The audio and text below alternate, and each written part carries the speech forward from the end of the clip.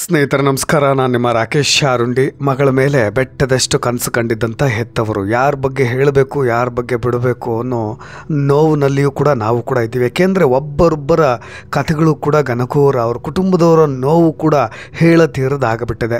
ಇವತ್ತು ಯಕ್ಷಗಾನ ಕಲಾವಿದೆ ಆಗಿರ್ತಕ್ಕಂಥ ಬಹುಮುಖ ಪ್ರತಿಭೆಯನ್ನು ಕಳೆದುಕೊಳ್ಳಬೇಕಾಗಿ ಬಂದಿದ್ದು ಇದೇ RCB ಮೇಲಿನ ಅಭಿಮಾನದಿಂದಾಗಿ. ಜೊತೆಗೆ ಬಾಸ್ಕೆಟ್ಬಾಲ್ ಪ್ಲೇಯರ್ ಕೂಡ ಆಗಿದ್ದಂತಹ ಚಿನ್ಮಯಿ RCB ಫ್ಯಾನ್ ಕೂಡ ಅಲ್ಲ, ಆದರೆ ಗೆಳೆಯರು ಹೇಳಿದ್ರು ಅಂತ ಹೇಳಿ ಅವ್ರ ಜೊತೆ ಹೋಗಿ ಇವತ್ತು ತನ್ನ ಪ್ರಾಣವನ್ನೇ ಕಳೆದುಕೊಳ್ಳಬೇಕಾಗಿ ಬಂತು. ತಮಗಿದ್ದ ಒಬ್ಬಳೇ ಮಗಳನ್ನು ಕಳೆದುಕೊಂಡಂಥ ಪೋಷಕರ ನೋವು ಕೂಡ ಹೇಳತೀರದಾಗಬಿಟ್ಟಿತ್ತು. ಬೆಂಗಳೂರಿನ ಚಿನ್ನಸ್ವಾಮಿ ಮೈದಾನದಲ್ಲಿ ಸಂಭವಿಸಿದಂತಹ ಕಾಲ್ತುಳಿತದಲ್ಲಿ ಯಕ್ಷಗಾನ ಕಲಾವಿದೆ ಆಗಿರತಕ್ಕಂತಹ ಬಹುಮುಖ ಪ್ರತಿಭೆ ಚಿನ್ಮಯಿ ಶೆಟ್ಟಿ ಅವರು ಜೀವ ಬಿಟ್ಟುಬಿಟ್ರು.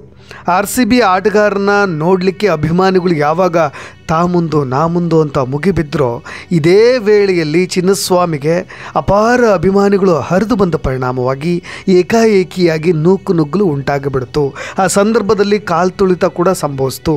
ಇದೇ ಕಾಲ್ತುಳಿತದಲ್ಲಿ ಬರೋಬ್ಬರಿ 11ಕ್ಕೂ ಹೆಚ್ಚು ಜನರು ಸಿಲ್ಕ ಹಾಕ್ಕೊಂಡ್ರು. ಅದರಲ್ಲಿ 11 ಜನರ ಪ್ರಾಣ ಪಕ್ಷಿ ಆರಿ ಹೋಗಿಬಿಟ್ಟಿದೆ. ಎಲ್ಲರೂ ಯುವಕರೇ. ಇದೇ ಕಾಲ್ತುಳಿತದಲ್ಲಿ ಕನಕಪುರ ರೋಡ್ನ ಜ್ಯೋತಿ ಇಂಜಿನಿಯರಿಂಗ್ ಕಾಲೇಜಿನಲ್ಲಿ BE ವ್ಯಾಸಂಗ ಮಾಡ್ತಾ ಇದ್ದಂಥ ವಿದ್ಯಾರ್ಥಿನಿ ಕೂಡ ನಿಧನರಾಗಿ ಬಿಡ್ತಾರೆ. ಮೃತ ಚಿನ್ಮಯಿ ಶೆಟ್ಟಿ ಕ್ರಿಕೆಟ್ ಪ್ರೇಮಿ ಅಲ್ಲದೇ ಇದ್ದರೂ ಕೂಡ ಫ್ರೆಂಡ್ ಜೊತೆ ಹೋಗಿ ಪ್ರಾಣವನ್ನು ಕಳೆದುಕೊಳ್ಳಬೇಕಾಗಿ ಬಂತು. ನಿನ್ನೆ ಆ ಕ್ರೇಜು, ಅಭಿಮಾನಿಗಳ ಆ ಕೂಗು, ಚೀರಾಟ, ಯಾವುದೇ ಕ್ರಿಕೆಟ್ ಹುಚ್ಚು, ಗಂಧಗಾಳಿ ಅದರ ಬಗ್ಗೆ ಆಸಕ್ತಿ ಇಲ್ಲದೇ ಇದ್ದರೂ ಕೂಡ ಒಬ್ಬ ಭವಿಷ್ಯದ ವಿದ್ಯಾರ್ಥಿನಿಯನ್ನು ಕಳೆದುಕೊಳ್ಳಬೇಕಾಗಿ ಬಂತು. ಹೌದು, ತಮಗಿದ್ದ ಒಬ್ಬಳೇ ಮಗಳನ್ನು ಕಳೆದುಕೊಂಡಂಥ ಪೋಷಕರ ನೋವಂತರೂ ಹೇಳತೀರದಾಗಿಬಿಟ್ಟಿತ್ತು. ಎದೆ ಬಡಿದುಕೊಳ್ತಾ ಇದ್ರು, ನನ್ನ ಮಗಳನ್ನು ವಾಪಸ್ ಕೊಟ್ಬಿಡಿ, ಕ್ರಿಕೆಟ್ಗೆ ಹಿಡಿ ಶಾಪ ಹಾಕ್ತಾಯಿದ್ರು.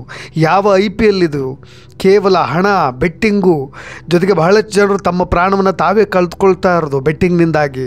ಇನ್ನೊಂದು ಕಡೆ ಬಡವರ, ಅಮಾಯಕರ, ಜನಸಾಮಾನ್ಯರ ಜೀವವನ್ನು ತೆಗೆದುಕೊಳ್ಳುವಂಥ IPL ಆಗಿಬಿಡ್ತಲ್ಲಪ್ಪ ಅಂತ ಅವ್ರ ಪೋಷಕರು ಅಳ್ತಾ ಇದ್ದದ್ದು ಮಾತ್ರ ಎಂಥವರಿಗಾದರೂ ಕಳುಚುರುಕು ಅನ್ನುವಂತಿತ್ತು. ಹೌದು, ಮೃತ ಚಿನ್ಮಯಿ ಶೆಟ್ಟಿ ನಿಮಗೆಲ್ಲ ಗೊತ್ತಿರುವಂತೆ ಉಡುಪಿ ಜಿಲ್ಲೆಯ ಹೆಬ್ರಿ ಮೂಲದ ಕರುಣಾಕರ್ ಶೆಟ್ಟಿ ಮತ್ತು ಉಪ್ಪಿನಂಗಡಿ ಪೂಜಾ ಶೆಟ್ಟಿಯವರ ಪುತ್ರಿ. ಬಾಸ್ಕೆಟ್ಬಾಲ್ ಪ್ಲೇಯರ್ ಕೂಡ ಆಗಿದ್ದರು, ಭಾಳಷ್ಟು ಸ್ಪೋರ್ಟ್ಸ್ಮನ್ ಕೂಡ. ಇನ್ನೊಂದು ಕಡೆ ನಮ್ಮ ಜಾನಪದ ಕಲೆಯಾಗಿದ್ದಂತಹ ಇದೇ ಯಕ್ಷತರಂಗ ಬೆಂಗಳೂರಲ್ಲಿ ಯಕ್ಷಗಾನವನ್ನು ಕೂಡ ಕಲಿತಾ ಇದ್ದರು. ಮುದ್ದಾದ ಮಗಳ ಮೇಲೆ ಪೋಷಕರು ಬೆಟ್ಟದಷ್ಟು ಕನಸು ಕಂಡಿದ್ದರು. ಇನ್ನೂ ಕೂಡ ಮದುವೆ ಆಗಿರಲಿಲ್ಲ. ಮಗಳ ಮದುವೆಯನ್ನು ಕೂಡ ಅದ್ಧೂರಿಯಾಗಿ ಮಾಡಬೇಕು ಅಂತ ಅಂದ್ಕೊಂಡಿದ್ದರು. ಮೃತ ಚಿನ್ಮಯಿ ಶೆಟ್ಟಿ ಅಜ್ಜಿ ಮನೆ ಇರೋದು ಈ ಉಪ್ಪನಂಗಡಿಯ ಇಳಂತಿಲ್ಲ ಎಂಬಲ್ಲಿ. ಆದರೆ ಚಿನ್ಮಯಿ ಕುಟುಂಬ ಮೂಲತಃ ಕುಶಾಲನಗರದವರಾಗಿದ್ದರಿಂದ ಇಳಂತಿಲ್ಲದಲ್ಲಿ ಜಾಗ ಖರೀದಿ ಮಾಡಿದ್ದಂಥ ಚಿನ್ಮಯಿ ಕುಟುಂಬ ಸದ್ಯ ಮನೆಯಲ್ಲಿರೋದು ಚಿನ್ಮಯಿ ಅಜ್ಜಿ ಮತ್ತು ಚಿಕ್ಕಪ್ಪ ಮಾತ್ರ. ಇನ್ನೆಲ್ಲ ಚಿನ್ಮಯಿ ಕುಟುಂಬ ಬೆಂಗಳೂರಿನಲ್ಲೇ ಸೆಟ್ಲ್ ಆಗಿಬಿಟ್ಟಿತ್ತು. ಉಪ್ಪಿನಂಗಡಿಗೆ ಅಲ್ಲಿರ್ತಕ್ಕಂಥ ಮನೆಗೆ ಕೆಲವೊಂದು ಬಾರಿ ಮಾತ್ರ ಭೇಟಿ ಕೊಡ್ತಾಯಿದ್ರು, ಅಲ್ಲೊಂದಿಷ್ಟು ಜಾಗ ಇದೆ ಅನ್ನೋ ಒಂದು ಕಾರಣಕ್ಕಾಗಿ. ಆದರೆ ನಿನ್ನೆ ನಡೆದಂಥ ಘಟನೆ, ಚಿನ್ಮಯಿ ಶೆಟ್ಟಿ ಆರಂಭದಲ್ಲಿ ನಾನು ಬರೋದಿಲ್ಲ ಅಂತಲೇ ಹೇಳ್ತಾಯಿದ್ರು. ಆದರೆ ಗೆಳೆಯರ ಜೊತೆ ಅವರೆಲ್ಲರೂ ಕೂಡ ಫೋರ್ಸ್ ಮಾಡಿದ್ರು. ಹತ್ತಿರದಿಂದ ನಾವು ಕಣ್ಣು ತುಂಬಿಕೊಳ್ಬೋದು. ವಿರಾಟ್ ಕೊಹ್ಲಿ ಇರ್ತಾರೆ, ಬಹಳಷ್ಟು ಜನ ಘಟಾನುಘಟಿ ಸ್ಟಾರ್ ಆಟಗಾರರು, RCB ತಂಡದ ಎಲ್ಲ ಟೀಮ್ ಆಟಗಾರರು ಇರ್ತಾರೆ. ಅವ್ರನ್ನೆಲ್ಲರೂ ನಾವು ಹತ್ತಿರದಿಂದ ನೋಡ್ಬೋದು. ಅಕ್ಕಪಕ್ಕ ಚಪ್ಪಾಳೆ, ಚೀರಾಟ, ಅದನ್ನು ಎಂಜಾಯ್ ಮಾಡೋ ಮೊಮೆಂಟೇ ಬೇರೆ ಅಂತೇಳಿ ಹುರಿದುಂಬಿಸಿ, ಇಲ್ಲ ಸಲ್ಲದ ಮಾತುಗಳನ್ನು ಹೇಳಿ ಪುಸ್ಲಾಯಿಸಿ ಇದೇ ಚಿನ್ಮಯಿ ಶೆಟ್ಟಿ ಅವ್ರನ್ನ ಕರ್ಕೊಂಡು ಹೋಗ್ತಾರೆ.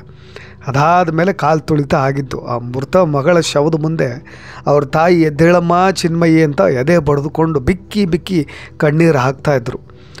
ಈ ಭೀಕರ ಕಾಲ್ತುಳಿತ 11 ಜನರನ್ನ ಬಲಿ ತೆಗೆದುಕೊಂಡು ಬಿಡ್ತು. ಸರ್ಕಾರದ ನಿರ್ಲಕ್ಷ್ಯ, ವೈಫಲ್ಯ. ಇನ್ನೂ ಕೂಡ ಒಂದೇ ಒಂದು FIR ಕೂಡ ದಾಖಲಾಗಿಲ್ಲ ಈ ಒಂದು ಕೇಸ್ ಸಂಬಂಧಪಟ್ಟ ಹಾಗೆ. 11 ಜನರು ಸಾವನ್ನಪ್ಪಿರೋದು. ನಾವು ಪಕ್ಕದ ನೆರೆ ರಾಜ್ಯದಲ್ಲಿ ಇದೇ ಅಲ್ಲು ಅರ್ಜುನ್ ಅವ್ರ ಥಿಯೇಟ್ರಿಗೆ ಹೋದಾಗ ಒಬ್ಬ ಅಭಿಮಾನಿಯ ಪ್ರಾಣ ಪಕ್ಷಿ ಹಾರು ಹೋಗುತ್ತೆ. FIR ಆಯಿತು, ಜೈಲಿಗೆ ಒಂದು ರಾತ್ರಿ ಹೋಗಿ ಕಳೆದು ಬಂದಾಯಿತು. ನಮ್ಮ ರಾಜ್ಯ ಸರ್ಕಾರ, ನಮ್ಮ ಪೊಲೀಸ್ ವ್ಯವಸ್ಥೆ ರಾಜ್ಯ ಸರ್ಕಾರದ ಅಂಡರ್ನಲ್ಲಿ ಕೆಲಸ ಮಾಡ್ತಿದೆ ಅನ್ನೋ ರೀತಿಯಾಗಿ ಅವರ ಏಜೆಂಟ್ಗಳ ರೀತಿಯಾಗಿ ಕೆಲಸ ನಿರ್ವಹಿಸ್ತಾ ಇರೋದು ಭಾಳಷ್ಟು ಖೇದಕರ ಅಂತ ಅನಿಸ್ಬಿಡುತ್ತೆ. ಈ ಘಟನೆಯನ್ನು ನೋಡಿ ಭಾಳಷ್ಟು ಯುವಕರೇ ಪ್ರಾಣವನ್ನು ಕಳೆದುಕೊಂಡಿರೋದು. ಅವರ ವಯಸ್ಸುಗಳನ್ನು ಕೇಳ್ತಾ ಇದ್ದರೆ ನಿಜಕ್ಕೂ ನಿಮಗೆ ಅಚ್ಚರಿ ಅಂತ ಅನಿಸ್ಬೋದು. ಯಾಕೆಂದರೆ ಒಂದು ಭೂಮಿಕ್ ಕೇವಲ 20 ವರ್ಷ, ಸಹನಾಗೆ 19 ವರ್ಷ, ಈ ಚಿನ್ಮಯಿ ಕೇವಲ 19 ವರ್ಷ. ಯಕ್ಷಗಾನ ಕಲಾವಿದೆ ಬಗ್ಗೆ ಮಾತನಾಡ್ತಾ ಇದ್ದೆ ನಾನು. ಇನ್ನು ದಿವಾನ್ಶಿ 13 ವರ್ಷ, ಇನ್ನೂ ಚಿಕ್ಕ ಹರೆಯದ ವಯಸ್ಸು.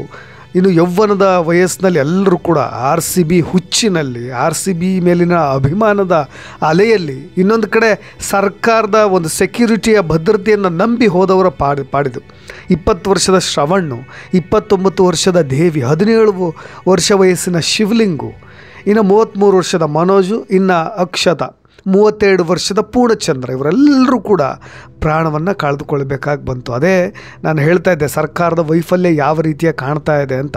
ಇನ್ನು ಸಿದ್ದರಾಮಯ್ಯನವರು ಜಿಲ್ಲಾಧಿಕಾರಿಗಳ ಒಂದು ತಂಡವನ್ನು ರಚನೆ ಮಾಡಿ ಅವ್ರ ಮುಖಾಂತರವಾಗಿ ತನಿಖೆ ಮಾಡ್ತೀವಿ ಅಂತ ಒಂದು ಕಡೆ ಹೇಳಿದರೆ, ನರೇಂದ್ರ ಮೋದಿಯವರು ಸಂತಾಪವನ್ನು ಸೂಚಿಸಿದ್ದಾರೆ. ಎಲ್ರಿಗೂ ಇರೋದು ಒಂದೇ ಆಪ್ಷನ್, ಈಗ ಸಂತಾಪವನ್ನು ಸೂಚಿಸಬೇಕು ಅಷ್ಟೇ, ಇನ್ನೇನು ಮಾಡಲಿಕ್ಕಾಗುತ್ತೆ. ರಾಜ್ಯ ಸರ್ಕಾರಕ್ಕೆ ಇದರ ಎಲ್ಲ ಎಫೆಕ್ಟ್ಸ್ಗಳು ಕೂಡ ಗೊತ್ತಿತ್ತು.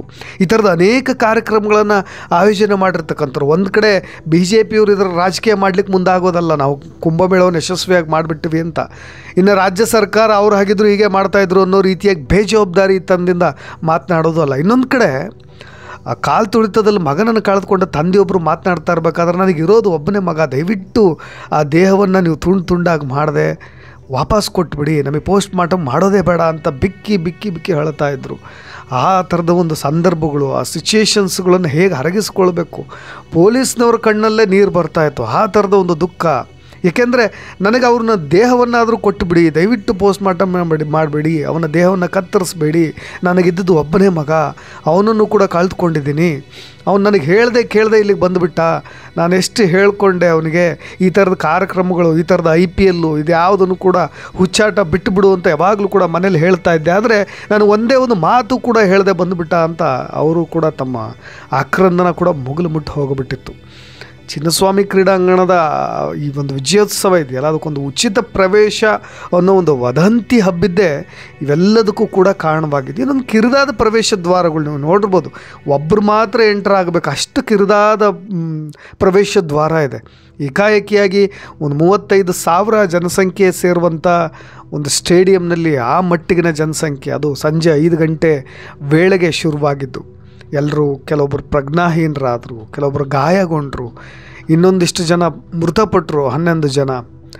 ಈ ಆದೇಶ, ಈ ತನಿಖೆಗೆ ಆದೇಶ ಇನ್ನೊಂದು 15 ದಿನಗಳಲ್ಲಿ ಅದರ ರಿಪೋರ್ಟ್ ಬರೋದು, ಇವೆಲ್ಲವೂ ಕೂಡ ಬದಿಗಿಡೋಣ. ಆದರೆ ಅವರು ಹೋದಂಥ ಪ್ರಾಣ, ಜೀವ ಮತ್ತೆ ಬರೋದಕ್ಕೆ ಸಾಧ್ಯವೇ ಇಲ್ಲ. ಇದನ್ನು ತಂದು ಕೊಡೋರು ಯಾರು? ಒಬ್ಬೊಬ್ಬರ ಮನೆಯಲ್ಲೂ ಒಂದೊಂದು ಕಥೆ ಇದೆ, ಒಬ್ಬೊಬ್ಬರ ಮನೆಯಲ್ಲಿ ಒಂದೊಂದು ನೋವಿದೆ. ಇನ್ನು ಕಾಲು ತುಳಿತದಲ್ಲಿ ಪಾರಾದವರು ಹೇಳೋ ಮಾತುಗಳನ್ನು ಕೇಳಿಬಿಟ್ರು ಎಂಥವರು ಕೂಡ ದಿಗ್ಭ್ರಾಂತರಾಗ್ಬಿಡ್ತೀವಿ. ಆಘಾತಕಾರಿಯಾದಂಥ ವಿಷಯಗಳನ್ನೇ ಅವ್ರು ಹಂಚಿಕೊಳ್ತಾರೆ. ಒಬ್ಬೊಬ್ಬರ ಮೇಲೆ ಒಂದೊಂದು ಗೇಟ್ ಮೇಲೆ ಒಂದೇ ಬಾರಿ ತೆಗೆದಾಗ ಏಕಾಏಕಿಗೆ 600 ಜನ, 1000 ಗಟ್ಟಲೆ ಜನ ಒಂದೇ ಸರಿ ನುಗ್ಗಿದಾಗ ಹೇಗಾಗುತ್ತೆ? ಒಂದು ರೀತಿಯಾಗಿ ಪ್ರಯಾಗ್ರಾಜ್ನಲ್ಲೂ ಕೂಡ ಆ ಥರದ ಕಾಲು ತುಳಿತ ಉಂಟಾಗಿತ್ತೋ ಇಲ್ಲ, ಅಷ್ಟು ಜನರು ಏಕಾಏಕಿಯಾಗಿ ಒಬ್ಬರ ಮೇಲೆ ಬಿದ್ದು ಉಸಿರಾಟ ಸಮಸ್ಯೆ ಆಗುತ್ತೆ. ಆ ಘಟನೆಯ ಸಂದರ್ಭ, ಭೀಕರತೆಯ ಬಗ್ಗೆ ಹೇಳ್ತಾ ಇದ್ದರೆ ಎಂಥವ್ರಿಗೂ ಕೂಡ ಬಚಾವಾದವರೇ ಎಷ್ಟೋ ಪುಣ್ಯವಂತರು ಅಂತ ಅನಿಸ್ಬಿಡುತ್ತೆ. ನೇರವಾಗಿ ಇದೇ ಸರ್ಕಾರ, ಕಾಂಗ್ರೆಸ್ ಸರ್ಕಾರ ಹೊಣೆ ಅಂತ ಮುಲಾಜಿಲ್ಲದೆ ಹೇಳ್ಬೋದು. ಸರ್ಕಾರದ ವಿರುದ್ಧವೇ ಕ್ರಮ ತೆಗೆದುಕೊಳ್ಬೇಕು ಅಂತ ನಾನು ಈಗಾಗಲೇ ಹೈಕೋರ್ಟ್ ಸಾರ್ವಜನಿಕ ಹಿತಾಸಕ್ತಿ ಅರ್ಜಿಯನ್ನು ಅವರೇ ದಾಖಲಿಸ್ಕೊಂಡಿರೋದ್ರಿಂದ, ಇದ್ರ ಕುರಿತಾಗಿ ಇವತ್ತು ವಿಚಾರಣೆ ಕೂಡ ಇರೋದರಿಂದ ನೇರವಾಗಿ ಸರ್ಕಾರವನ್ನೇ ದೂಷಿಸಬೇಕು ಅನ್ನೋದಷ್ಟೇ ನನ್ನ ಆಗ್ರಹ ಅಂತ ಹೇಳ್ತಾ, ಇನ್ನಷ್ಟು ಅಪ್ಡೇಟ್ಸ್ಗಳೊಂದಿಗೆ ಮತ್ತೆ ಬರ್ತೀನಿ. ನಾನು ರಾಕೇಶ್ ಶಾರುಂಡಿ, ಧನ್ಯವಾದ.